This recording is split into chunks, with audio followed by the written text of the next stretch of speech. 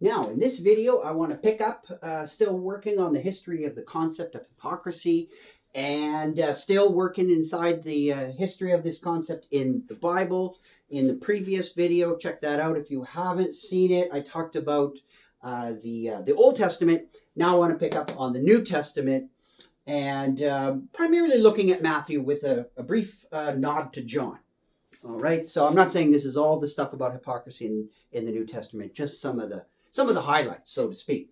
Okay, so in Matthew 6, 1 to 18, there's a notion of the public practice of piety, right? You know, being out in public and making sure that everybody knows how pious you are, so praying in public and whatnot. But it's not just the praying in public. That's not the real problem, right? Clearly, because people did that all the time. That wasn't the thing that that Jesus was worried about. It was you did that in public for the express purpose of being seen to be doing that. So it's not just the public practice of piety, but it was, oh, I'm just doing that specifically to be seen. I want everybody to see how pious I am. So if that's your motivation, if that's your real intention, um, Jesus is like, okay, well, fine. You might perhaps get reward from others because they might be tricked. They might not really realizing, because we can't see each other's intentions. We only see each other's actions, and then we make inferences about intentions. And again, that's sort of the dissembling notion, is that I want you to see my behavior and make certain inferences about my internal states, which might not be the real one, might not be accurate. And you'll think I'm a great person, but I'm just doing this just to be seen as a great person rather than actually being one. So, but you're not going to get rewarded by God for that, because, of course, you can't trick God. The whole idea is God's omniscient, and God can see your intentions, and God's going to go, look, you can't fool me. You can fool those guys over there, and they may reward you, but I'm not. So this is the origin, or not necessarily the origin, that's too strong, but certainly this is saying that an action that can look good and maybe even have some good consequences may not really have moral worth. And who does that sound like? Well, that sounds a little bit like Kant. It's very important, sort of what's motivating. And of course, Kant is, going to separate intentions out or whatever. But I'm just saying this is sort of the origin of, hey, something can look good and maybe even have good consequences, but it's not necessarily a morally worthwhile action.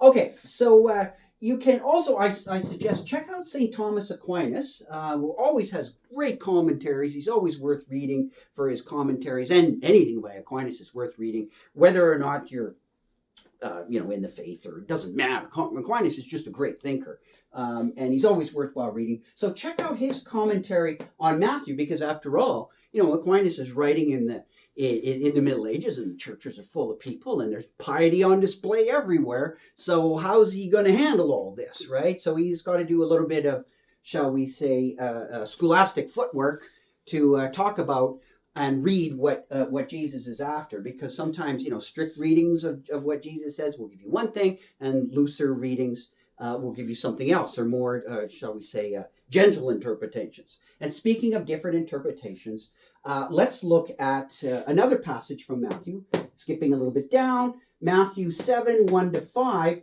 This is the log in your own eye, the plank in your own eye, and the mote, the little tiny thing in your neighbor's eye. And you're judging your neighbor. He's got a mote in his eye, and you've got a plank sticking out of yours. What are you doing, right? So we saw earlier in this notion of double standards back in the Old Testament, right? So this is the double standard kind of thing.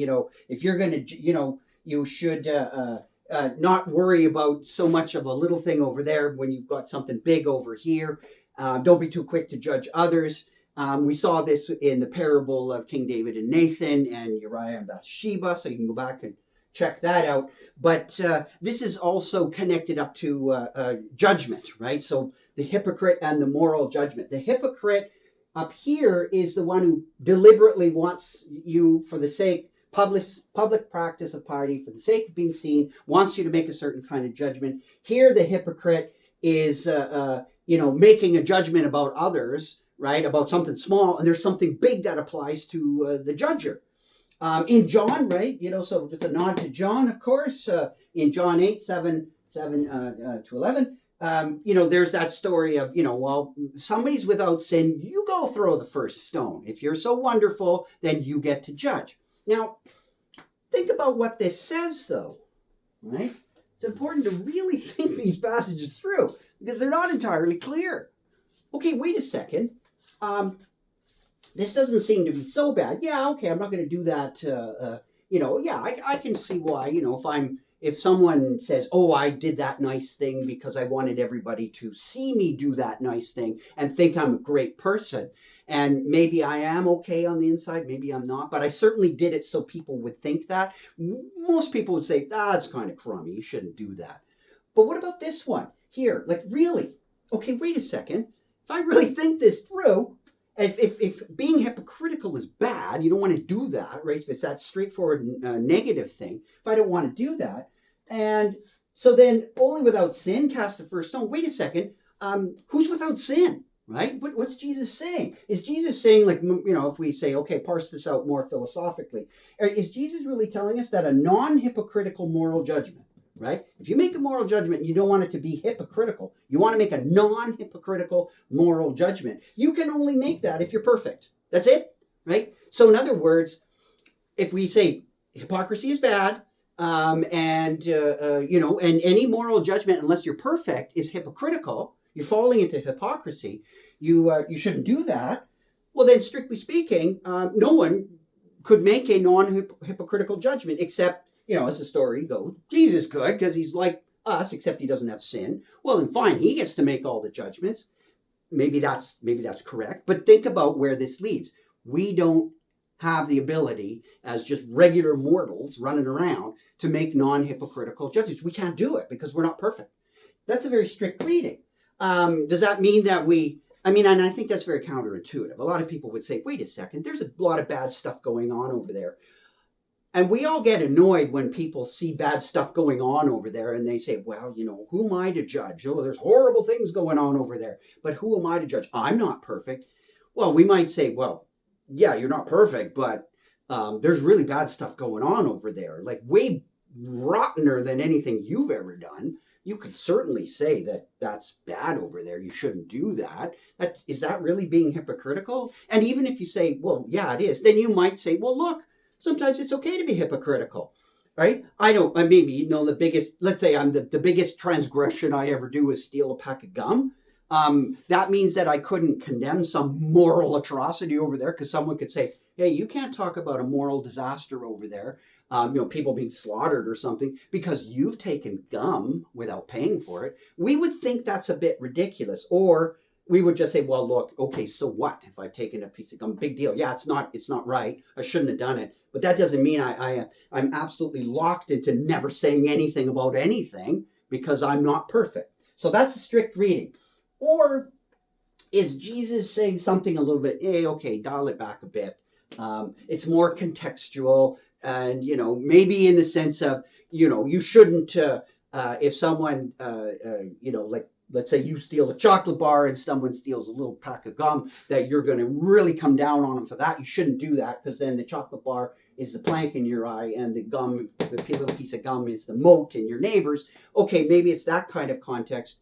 But certainly if the worst thing you've ever done is taking a chocolate bar, you could condemn a moral catastrophe over there.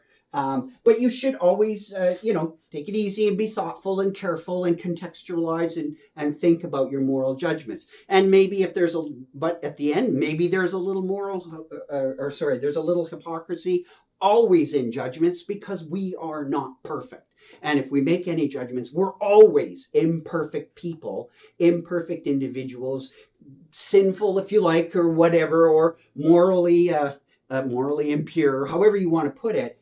That's what we are. But then we don't want to have that we're just locked in a priori by some sort of logic that, well, hypocrisy is bad, and if you ever judge others, you're being a hypocrite, so don't judge everyone ever, right? How would society look if we did that? It would be a little bit odd, if you said that in, let's say, I don't know, like, your doctor, let's say your doctor has some I don't know, let's say in the olden days, doctors were smoking more often, and they would tell their patients, well, the research is in, you shouldn't smoke, and I'm telling you not to. As your doctor, I tell you not to smoke. And you look back and say, well, wait a second, uh, you're a doctor, but you're smoking. Yeah, but that's as a person, and in the context, I'm your doctor. You wouldn't really want to have it where your doctor says, well, look, I don't take perfect care of myself, so who am I to judge about how you take care of yourself?